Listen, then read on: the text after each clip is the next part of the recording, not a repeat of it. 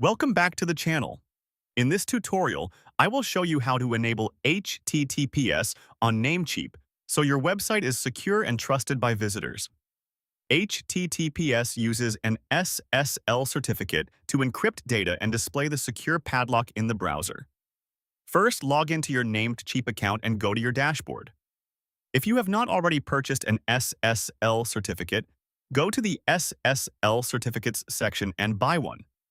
After purchasing, go to your domain list, click Manage next to your domain, and look for the option to activate your SSL certificate. Follow the prompts to generate and submit a CSR, which stands for Certificate Signing Request, usually done through your hosting provider. Next, complete the domain validation process. This can be done through email, DNS, or file upload depending on your choice. Once validated, you will receive your SSL certificate files. Install these files on your hosting account using your hosting control panel, such as cPanel or another dashboard provided by your host.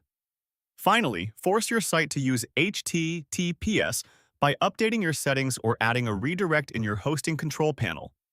After everything is set up, visit your website and check for the padlock icon in the browser. That means HTTPS is enabled successfully. If this helped you, like the video and subscribe for more simple tutorials.